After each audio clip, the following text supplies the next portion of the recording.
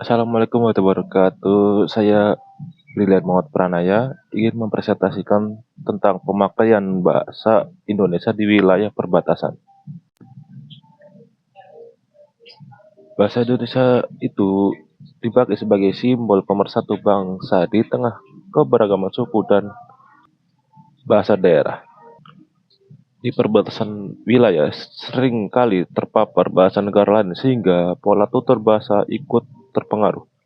Mobilitas sosial menyebabkan percampuran bahasa aktivitas perdagangan, pekerjaan, dan kekerabatan antar negara memunculkan campuran dalam percakapan sehari-hari.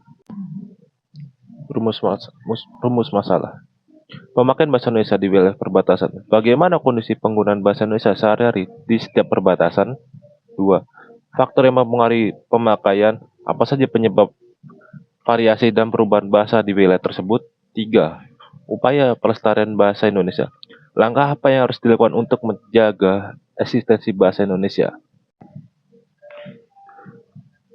Tujuannya mendeskripsikan kondisi nyata tentang penggunaan bahasa Indonesia di berbagai perbatasan, menganalisis faktor-faktor yang menjelaskan penyebab perubahan bahasa dan pengaruh luar. 3. Menjelaskan upaya pelestarian agar bahasa Indonesia tetap digunakan secara konsisten. Pemakaian bahasa di perbatasan. Yang pertama itu Indonesia dan Malaysia. Faktornya itu pengaruh kuat Melayu Malaysia. Akar bahasa yang sama membuat masyarakat sering mencampur bahasa Indonesia dan Melayu Malaysia. 2. Media Malaysia yang lebih dominan. TV dan radio Malaysia lebih mudah diakses sehingga kosakata dan logatnya ikut masuk. 3. Variasi lokal yang terbentuk. Munculnya campuran seperti kereta untuk mobil atau intonasi khas Melayu. Yang kedua, pemakaian bahasa di perbatasan Indonesia Brunei Darussalam. Di sini bahasa Indonesia relatif lebih kuat karena mobilitas warga Indonesia lebih tinggi sehingga penggunaan bahasa Indonesia lebih stabil. Kontak logistik ringan. Pengaruh bahasa Brunei Darussalam ada tapi tidak sebesar di Malaysia. Ketiga, pemakaian bahasa di perbatasan Indonesia Papua Nugini. Di perbatasan Indonesia dan Papua Nugini, pengaruh bahasa Inggris lebih kuat.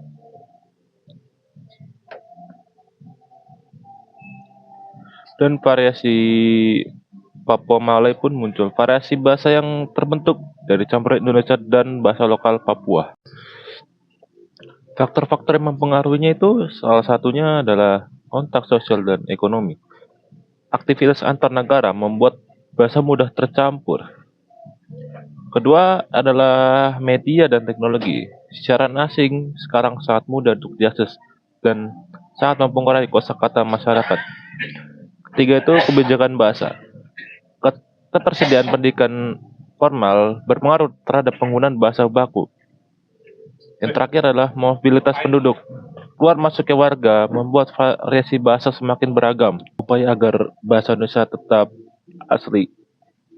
Yang pertama itu penempatan guru bahasa Indonesia di perbatasan agar pelajar bahasa baku Indonesia itu tetap terjaga. Kedua itu program BIPA mengajarkan bahasa Indonesia kepada penutur asing di wilayah perbatasan. Tiga itu buku ajar dan media literasi memperkuat penggunaan bahasa Indonesia di dalam pendidikan. Keempat itu kerja sama dengan negara tetangga. Kita mempromosikan bahasa Indonesia sebagai bahasa regional. Kesimpulannya, bahasa Indonesia tetap memiliki peran penting sebagai identitas nasional meski penggunaan di perbatasan itu berpengaruh oleh bahasa asing dan bahasa lokal. Saran yang bisa diberikan itu perluas program pembelajaran agar masyarakat tetap terbiasa memakai bahasa Indonesia baku. Kedua, tingkatkan akses media nasional supaya pengaruh media asing tidak terlalu kuat. Keempat itu libatkan masyarakat dalam literasi, mendorong minat baca dan penggunaan bahasa Indonesia.